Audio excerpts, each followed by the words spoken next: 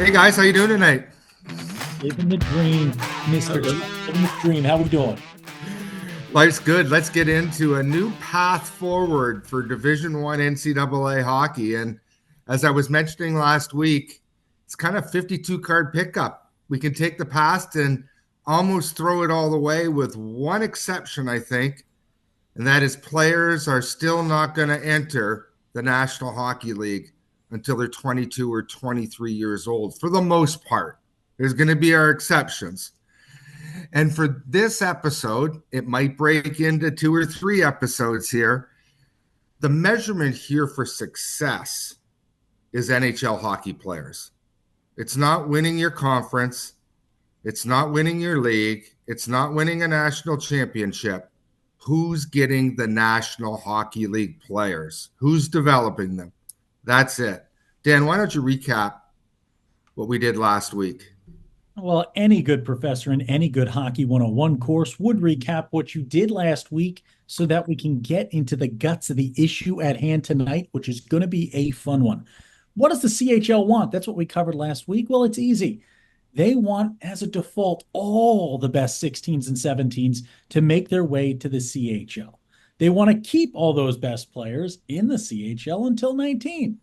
They want to eliminate CHL scholarship liability and then reinvest that money to not have any NHL-bound players play Division One while they have junior eligibility. They want the best Euros. I mean, why wouldn't you at that point? And they want expansion into the U.S., which we will talk about a bit tonight as well, which includes monetization, which is reinvested into recruiting and keeping all the best players from 16 to 19. They want it all, Bob. They want every single thing. So here we go, Lucas. You can tee up for us a clip that we have from the president of the CHL before we get into NCAA about what's going on right now. And it happened last night as well. The CHL All-Stars versus the U.S. National Development Team program.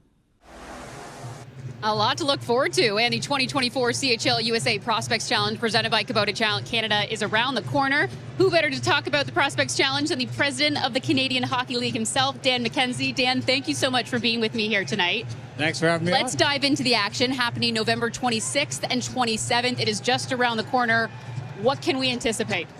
Well, it's really going to be a truly best-on-best event. So it's going to be the best players in the Canadian Hockey League who are draft eligible for the NHL draft, playing against the best players from the Team USA National Development Team program. So the talent level on the ice for those two games in London and Oshawa are going to be off the charts.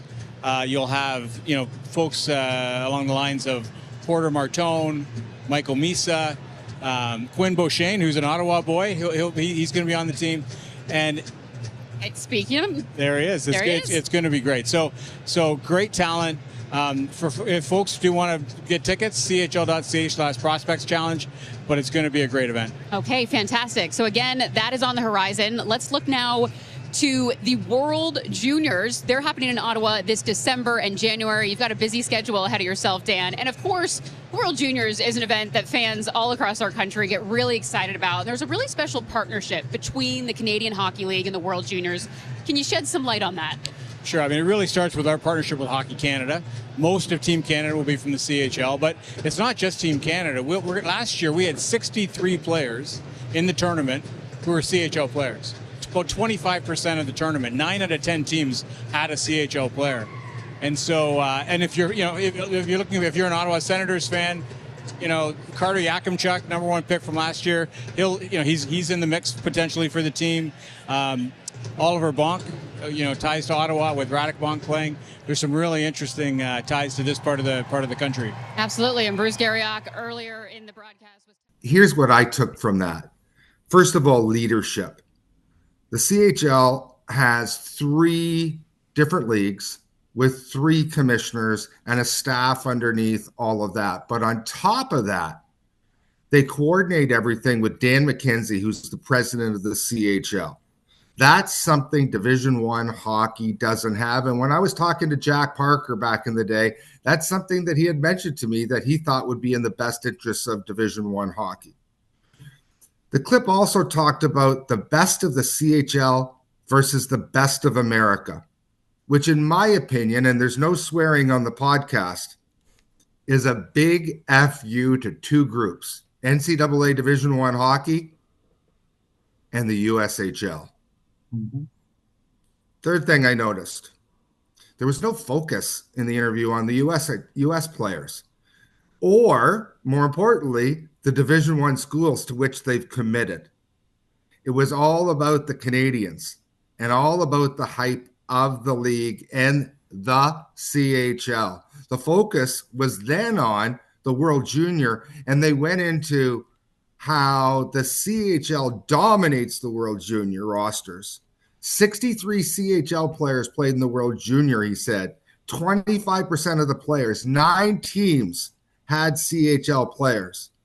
And then Mackenzie went in to talk about their number one property, which is the Memorial Cup. Every CHL team is focused on one thing and one thing only: get NHL players into their league. Do they want to win their league championships? Yes. Do they want to win the Memorial Cup? Yes. But it's the stars of the future that they're interested in. I want you to consider that in Oshawa and in London, every CHL general manager will be in the building. And I really question how many of the Division I schools who have kids recruited to their programs, committed to their programs, are going to be there. It's almost like the fox is in charge of the chicken coop. Make sense? That makes a lot of sense, Bob. And the big thing right there that I think you're doing a great job of pointing out is, you have to go to war with a good general, right? And I think right now you have one warring faction that knows they're at war in this recruiting battle, that has a couple generals and then a great general at the top.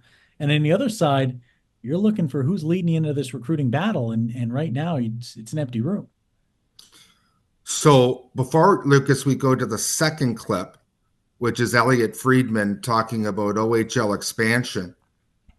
What really has hit me through this whole process since Division I mentioned that they were going to, or announced that they were going to make CHL players eligible, the CHL has controlled the narrative. Who's controlling the narrative for Division I hockey? And it comes back to leadership. I'm sure the teams are talking to their commitments and the whole bit, but for the entirety of Division I hockey, I don't know who it is. Lucas, hit us up with Elliot Friedman's clip on OHL expansion. Well, this whole thing with the NCAA and the CHL, it's really changing the face of hockey, and you can't, as people say to me, you can't talk enough about it. Well, this week, the Ontario Hockey League had a board meeting on Wednesday, and at that time, a mandate was given to pursue aggressive expansion. That's the phrase I was told. So the OHL is signaling it's willing to expand. I know a lot of people are wondering if that means USHL teams. I think that's all going to get figured out over the next few months. I'm told it's possible it could happen as early as next season, and I thought we were talking about 2 teams, but I had a few people tell me it could be, Ron, more than 2. So the landscape is changing rapidly. Here's what I took from Elliot Friedman: the word aggressive expansion of the OHL, specifically mentioning USHL teams. What people on the podcast need to know is there are 6 teams that are in the OHL footprint: Youngstown, Muskegon, Green Bay, Madison, Chicago, and the national team, who are in Plymouth, Michigan. The other teams are in the Western Hockey League footprint. And unless some special rule was made, if in fact there is going to be expansion with USHL teams, they cannot enter the Ontario Hockey League. But when Elliot Friedman speaks, because I would say he's probably taken over the mantle a little bit since Bob McKenzie kind of semi-retired. He is the ultimate insider, and he is the guy a year ago who broke that this was going to happen in Division I hockey. So the question is, and we'll discuss this in episodes to come, will USHL teams actually sell out their own league and leave to go to the Ontario Hockey League? The last franchises in the Ontario Hockey League, I'm told, are sold for $18 and $22 million. Will they pay that much money? That's a lot of money. Will the development team leave the USHL? Don't think it can happen. Want to know where the development team started out when Jeff Jackson, who's at Notre Dame, first coached the team? They started out with an exhibition schedule. That was their league, an exhibition schedule with Division I teams and OHL teams. They were in the North American Hockey League. They left the North American Hockey League because the North American Hockey League had lost to Troy CompuWare. The USHL had gone to Tier 1 and was clearly separating themselves from the North American Hockey League, and USA Hockey wanted the development team to play against the best players that America had, and those were in the USHL. I'm just going to say one other thing. With all the phone calls that I've made to all the agents, and we talked to 17 Division I schools this week, we know of one USHL owner who has already tried to buy an OHL team, not an expansion team, buy it. One last point I want to make before we move on. There's been a lot of BCHL players leave the BCHL and come to their respective leagues in the CHL. They can do that. They don't need a release. They are outside of USA Hockey, outside of Hockey Canada, outside of the IAHF. No release fees. Bye-bye. They can go. There hasn't been as many USHL players. I'm not sure how many USHL players have left. We'll have to research that for the next one. But what I'm told is because the USHL is in the IIHF and in USA Hockey, the USHL is asking for exorbitant release fees, north of $50,000. Now, what you have to realize is, guys, next year, those 16-year-olds, they can decide to go wherever they want. So it's a temporary measure if, in fact, this is true. The CHL is controlling the narrative in every respect here. Again, where is Division I hockey? Who speaks for them? Right now, nobody. Lucas, take us through to slide number 4 and the NCAA freshman ages. Here are the age of the NCAA Division I freshmen this year. And you can see that as true freshmen, there's only 29 that are in Division I hockey. There's only 58 that are 19 years old that are in Division I hockey. What the CHL is banking on is these NHL players who, and we'll talk about this in a little bit, I think they're all going to default at 16 and 17 into the CHL for the most part.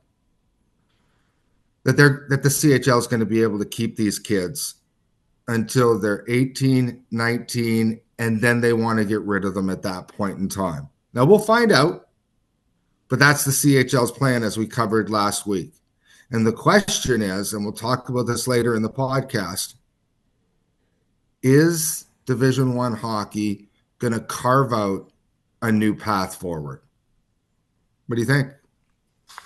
I think the one thing that's interesting is, you talked about the CHL teams kind of in your first point after that first clip where they want NHL players. That's what they want, right? Yes, there are championships. Yes, there are things that happen in the league, but they want NHL players. It seems to me that maybe you could apply the same logic to the USHL teams, right? And to the US National Development Team, that they want NHL talent. Yes, there's loyalty, but to a certain point. But I feel like, Bob, at least to my eye, the only thing that's holding the USHL teams back is maybe the disparity with the age ranges that play for them, maybe the exorbitant release fees, maybe it's a little bit of everything. I mean, what are you seeing that's holding these USHL teams back? Themselves. They're typically older. When I was in the United States Hockey League, I made a pitch that they needed to absorb the development team, and it's worked out swell for them. But secondly, they needed more young players in their league. And it doesn't matter now. I mean, all of that is gone. The players will vote with their feet. Yeah. And we're seeing it in the BCHL right now. And with the narrative being controlled right now by the CHL, and we'll talk about agents where they want their players to go in this podcast. And it's not Division I hockey, guys. That's just a secret for you. Yeah. Right now, like a little foreshadowing. Division I hockey and its traditional feeder systems are going to have a problem here moving forward with their traditional model. And so I really just want to skip into what's the goal of Division I hockey? I mean, is it to win the NCAA championship? I'm sure that it is. I mean, for sure. In the CHL, it's to get the best young players are going to be heading to the National Hockey League. Clearly, the numbers that we looked at, that is not the case. And the protectionism of having to choose between protecting your eligibility and playing the USHL or the BC League or any of the other leagues, it's going to be gone. And so the real question is, for Division I hockey, we're going to find out how important it is as an entire group to have NHL-bound players playing for them before they're professional. And Lucas, I would slide over to slide 5 right now when we take a deep dive into the teams that have true freshmen and 2 freshmen plus a year. These are 18 and 19-year-olds. I'll just say it all night, and so I'll just say it right now. If Division I is going to produce the NHL hockey players, the number of NHL players that they have to this point in time, and exceed that, these are the players that they're going to have to target. And I believe most of them are going to be playing in the CHL. So if you take a look at this, if you go back at the very top, you have, there's 82% of the players are 20 or 21 years old coming into the NCAA. Mm-hmm. Well, that's just not going to get it done when you have only 89 players who are 18 or 19 years old coming into Division I hockey. And then you take a look at the player or the Division I schools that are the ones who have the young players. Scroll up just a little bit for me, Lucas, here, because when you take a look at the true freshmen who are playing Division I hockey, there's only 14 teams out of 65 that have true Division I freshmen. I mean, that's just not going to cut it. Then you take a look at true freshmen plus a year, so 19-year-olds. That's 26 teams in total that have what I would call younger players. These are the players that, for the most part, are the NHL players. That's not to say that there won't be players that come out of nowhere. There are. We found out this week, and we'll talk about it in one of the episodes coming out, about the undrafted players that are making it to the National Hockey League.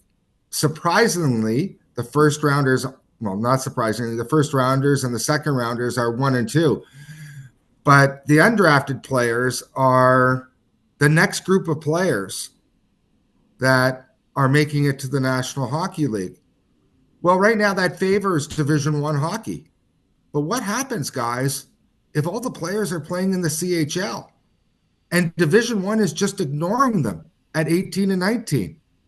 All of those undrafted players now default just to the Canadian Hockey League.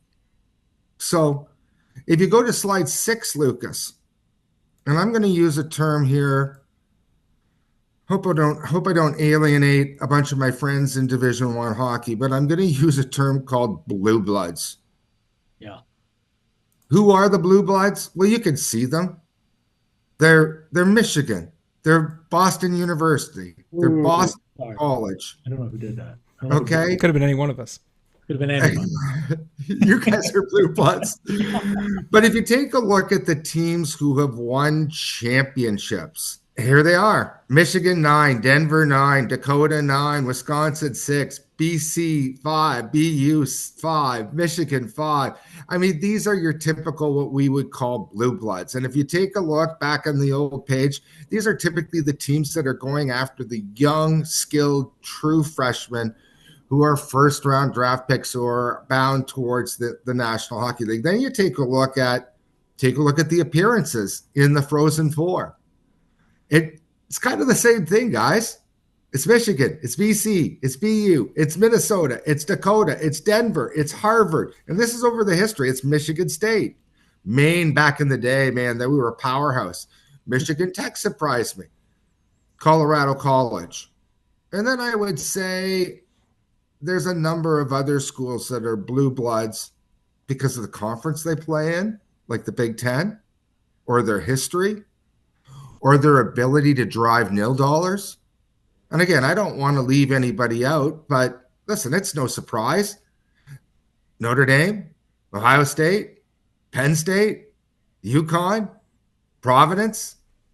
I mean, Arizona State, St. Cloud, Colorado College, Duluth, Quinnipiac now. Rand's done a hell of a job there over his period there. I mean, these are what I would call the blue bloods of Division I hockey. And if I miss somebody, I apologize. And I'm not trying to marginalize any of the other programs. But if you aren't a blue blood right now, and you aren't going after the 17 and 18-year-olds who enter college as true freshmen or true freshmen plus a year, why are you doing it? And you're doing it so you can be an older team and compete against the younger team's more skilled players. But through all this, there's been something that's happened. It's called a portal. And the portal will be one full episode unto itself. But even the blue bloods have gotten older because the portal allows them the opportunity to go and take the best players from non-blue bloods. Yeah. It's a killer. So come back to, what is the goal of Division I hockey? Win the conference, win an NCAA championship, or go after the NHL prospects? The primary difference between the CHL and Division I hockey is this. The CHL wants all the best players under the tent first. They have a drafting system that will distribute the talent. Division I hockey doesn't have that.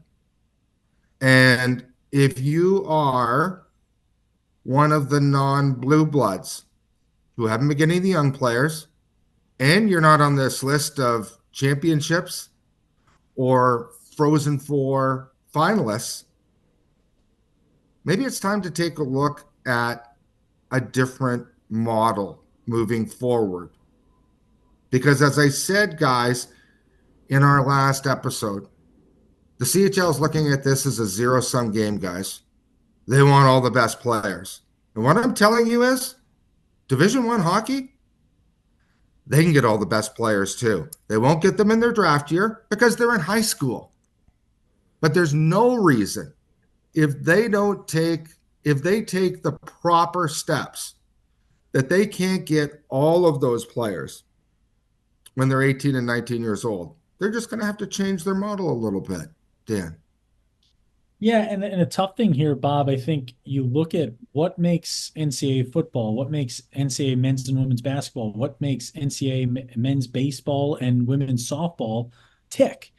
And a lot of it's broadcasting money, right? Broadcasting deals and broadcasting rights. I think on top of adding to your need for a president or your need for a voice in the game of ice hockey at the NCAA rank for both men and women, you need somebody who's pushing for those broadcasting rights and those broadcasting deals. Because yes, it ends up on ESPN Plus at the end of the year, and for your last two games, you can tune in on ESPN. But the amount of money that's left on the table in the world of broadcasting that could be helping in this fight for the NCAA, that can be helping to kind of grease the wheels of the NIL and the transfer portal and all these things that can be beneficial in this race for the best players in hockey for the NCAA.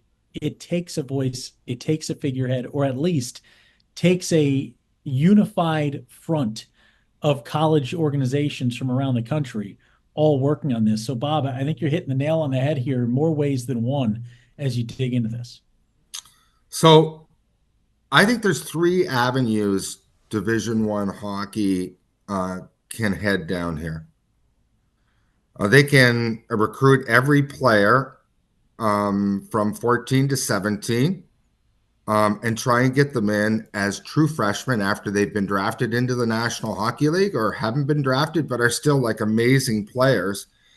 And that way they would secure, if all 64 of their teams dedicated all of their resources to going after those players, I think they can get those players, and I think they can have the zero-sum game way in their favor.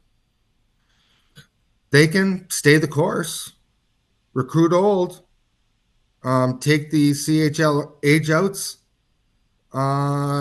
take the scholarship liabilities off the hands of the CHL. And I think that is a recipe to turn into U Sport, where there are 0 players this year into the National Hockey League. I think there's a third avenue that they can take. They can stay the course, but as we talked about with the Blue Bloods, they have resources that maybe are not available to some of the non-Blue Bloods. They have, let's just talk about it. They have no money. None of the Division One coaches, I mean, we edged around no money, what was out there, what kids are being paid. Some coaches wanted to throw certain conferences under the bus. It was very interesting. But you could argue right now that there are rich and poor in Division One hockey just by the money that's available, the facilities that are available, et cetera, et cetera. But simply looking at the standings, taking a look at who's been to the Frozen Four, looking at who has won Division One championships, that disparity between the rich and the poor, if Division One hockey stays status quo, I see that doing nothing but widening. Yeah. And I'll just follow that up just a little bit. If most of the players who are 16 and 17, if not all of the players, end up going to the CHL, and they end up staying in the CHL at 18 and 19, even though you have no money, it's going to be harder and harder for that no money to drag those players out of where all the best players are playing. It will be, if the CHL is successful in getting all of these best North Americans and walk it down a couple of years, getting way more of the best Europeans, boy, you better make a pretty good offer to me if I'm a kid. Because if I'm an NHL or a pro-bound player, I'm going to stay where the action is. Yep. And so I just think in that third model, it becomes a little bit more difficult for those Blue Bloods to have tomorrow what they have today. as far as NHL bound players. Make sense? Makes a lot of sense. Yeah, I think your basic argument here is that they got to do something. you know and I think that's something that I think paralyzes a lot of. I mean, Dan and I have only been involved in the hockey community at the level we were involved at for a decade, but we even saw it there, that there's a level of inaction due to anxiety about change, hesitation to go out on a limb. No one wants to be the one who rocks the boat. And when you don't change, that can work as long as there's no outside pressure. And this is outside pressure. So it feels like the D1 community is going to have to kind of get over that anxiety, that unwillingness to do something radically or even marginally different, because otherwise you kind of do nothing yourself into being irrelevant. And more importantly, Bob, before I kick it back to you, you look at the frameworks that these two sides have to live in. On one side, you have a world where 10 players going to the NHL over a 3-year span is a victory, and that coach is successful. On the other end, you have a college and an athletic department looking at your job as they do any other coach in your building in any other sport. Win hockey games, bring me back victories, right? And you're fighting those two wars of how can I get involved, worrying about who I'm scouting, as long as who I'm scouting is who's going to win me tomorrow's game. It's a very interesting war that's being waged. I think the schools who are not recruiting younger, which is all of them, okay? Yeah. Like let's make the blue bloods are old, but I think the excuse to a large extent has been stripped away from them because everybody's eligible right now. Yeah. Okay. And if I'm right, and they're all going to be for the most part hothoused in the CHL, you know what arenas you have to go to get the best kids. I mean, they're all living there right now. So there's no excuse. The player pool has just doubled. Yeah. And I mean, if you want to extrapolate that, I mean, what did we have as far as we had 89, well, we had 31 true freshmen and 58 true freshmen plus a year for 89 players. Let's call it 90. That should explode to 180 for sure because the player pool is doubled. The question is, will they do it? So we need to give Division I hockey right now some suggestions on what this new path forward might look like. And the assumption, we've said it before, the assumption is most of these players, if not all of them, are going to be housed in the CHL. The USH, by the way, the USHL is still going to have lots of scholarships, and so is the BCHL, okay, in my opinion. The quality of those players, as we talked about in episode 1, I don't think you're going to see Power and Fantilli and Celebrini in the USHL, unless they stroke a really big check for them to get there. So the numbers, I mean, we're looking for basically 500 Division I freshmen. And if 50% of them come from the CHL, I mean, there's still 250 Division I scholarships. And the USHL is a hell of a league if they don't all leave for the OHL or the Western Hockey League, right? And we'll see what happens there. But the USHL is going to be fine, but they're not going to be getting those players. So D1 schools need to get into the mindset that the best D1 eligible players will not be in their normal feeding leagues. They just won't be. They'll be in the CHL, period. End of story.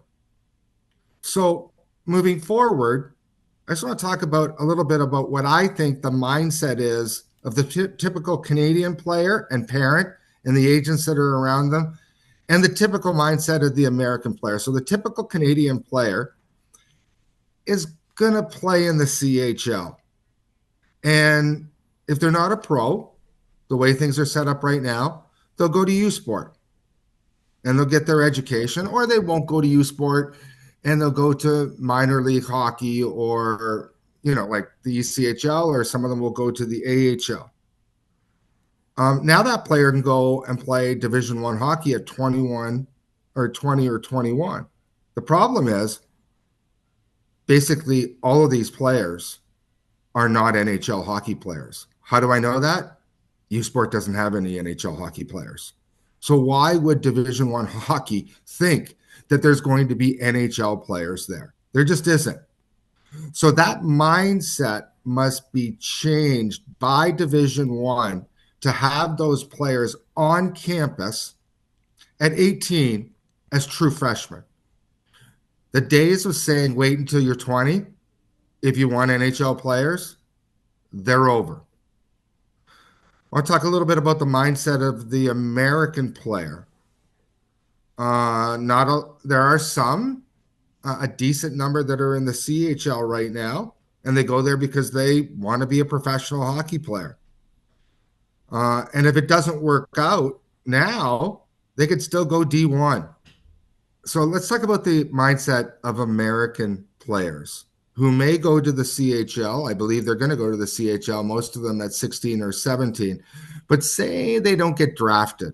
I think there's a better chance that some of those kids come back and play Division I at 18 and 19 because they want to come home. They're American. The question is, the CHL, this is their business. I mean, they're not going to let those kids go. They're going to do everything they can to keep those kids in the CHL and just say stuff like, the Division I is older. You're not going to play when you're there. They're going to keep them where all the action is. They're going to fight. The CHL is going to fight really hard to keep those kids. And it'll be interesting to see what happens with those American kids. Come back to this. 486 freshmen, 397 of them are 20 to 21 years old. Only 89 are 18 and 19-year-old freshmen. Only 31 are true freshmen. This must change immediately. And this bears repeating if D1 wants to stay relevant with NHL players. If 40 to 50 of the 64 schools continue to go after 20 to 21-year-olds that are not NHL-bound players, D1 hockey will be U Sport in 3 years with very few NHL players.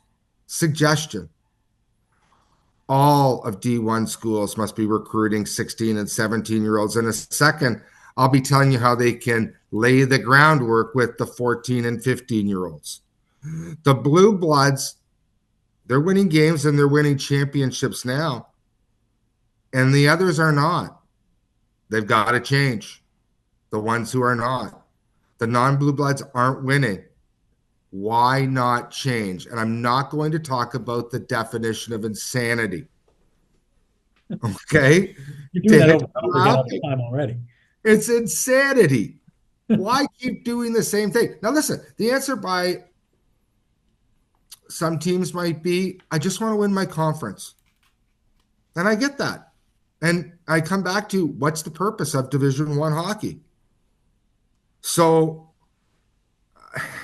we're going to find out. But if the model is not changed as a whole by D1, the Blue Bloods will, I just think, die a slower death as far as NHL players, and we've talked about that already.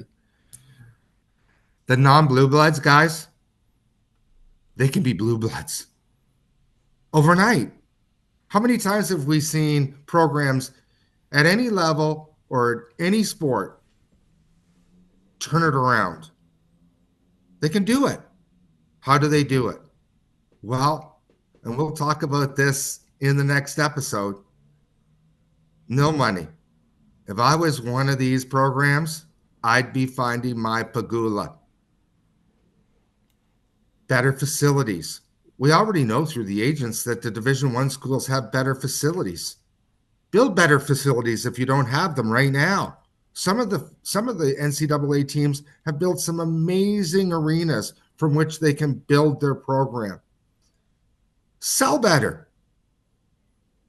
Listen, I had Division One coaches this week tell me they were trying to get in on young 17-year-olds in the CHL, which is a really positive. And they were doing it through agents, and the agents said, we're not coming to your program. We might go to a blue blood, but we're not coming to your program. Anybody who's been in sales knows that you have to take 10 to 20 no's to make one sale. You need to craft your pitch. You need to come up with a better social media program. You need to tell them why your facilities, why your nutritionists, why your doctors and your healthcare. Tell them why everything is better. Tell them why playing against slightly older players, and in my model, where they'd come in as true freshmen, you'd be playing against 18 to 22, 23-year-olds. Really, as an 18 and 19-year-old, do you want to be playing against kids coming in at 16 and 17? I mean, flood the market with attention to all these families, to these players, and to their agents to change the mindset. It won't be easy, but you can do it. I talked about Rand and the job he has done at Quinnipiac. Yep. That didn't happen overnight. I remember when I first met Rand, he was working away at it like a dog. Now take a look at their facilities. Now he's stuck to the plan. Now all of a sudden, not in a big splash, but he's on the board with younger players and NHL players. Follow that model. Find a different model that's had success. You can find them in Division I hockey and follow that model. Or get together as a group and start sharing best practices so you can all get together and do better than what you're doing. But don't accept the fact when an agent and the next agent and the next agent says, no, he's not coming to your program. Go to the next 5 agents. Go to the family directly. They can get there. This is a presentation that I made at the United Center when I was running USHL Central Scouting. All the owners were there, all the governors were there, and all the coaches were there. There was 2 future NHL coaches that were there. John Cooper, who I think probably is the longest tenured coach of the National Hockey League right now with a couple of rings on his finger, and Jeff Blashill, who was a head coach in the National Hockey League in Detroit and is now on John Cooper's staff. At the time, I was trying to suggest to the USHL, who was an older league, that they needed to get younger, and nobody was really hearing me. And so I was saying, how can I get through to these coaches who they can then sell it to their ownership and their governors and the league office staff, et cetera, et cetera. And I put the Hockey DB stats up of 2 great coaches. One is Kevin Hartzell, who when I was in the USHL, I don't know where he's coaching right now, but he was for me, he was a legend. I mean, if you take a look, we put Scotty Bowman up here, who has a 651 winning percentage. I mean, which is crazy. Now, having Guy Lafleur and Larry Robinson and Ken Dryden and Mario Lemieux and, Jaromir Jagr and Ron Francis, and then you want to go to Detroit, Lindstrom, et cetera, et cetera, et cetera. Having the best players helps, okay? So when you take a look at his 651 winning percentage and you take a look at Hartzell's 661, I mean, he's not coaching against dummies in the USHL. When I was in the USHL, there was great coaches, and there's great coaches there today. And then I put up Peter DeBoer's numbers, who are even better, and he was coaching the Plymouth Whalers and the Kitchener Rangers in the Ontario Hockey League. Both have winning percentages higher than Scotty Bowman. Now, one of those 2 coaches, Peter DeBoer, is in his 18th year as a head coach in the National Hockey League. And he has a team that I hope, because I consider Peter a friend, a hockey friend, I hope he wins that championship like his buddy Paul Maurice did last year in Florida. And the other one, who I've already said is a great coach, I'm not even sure where he is coaching right now. So what's the point about talking about all of this? Coaches need to be selfish a little bit. That's what my point was to these guys. If you want to be around NHL people, you need NHL bound players in your program. And most of Division One hockey does not have that. Are there NHL scouts that are going to non-blue blood games? Sure. Not the same way that they're going to the blue bloods games. And certainly not the way they're going to the CHL. And I want you to think about this for a second. If all the players default into the CHL at 16 and 17, that's where all the draft action is going to be.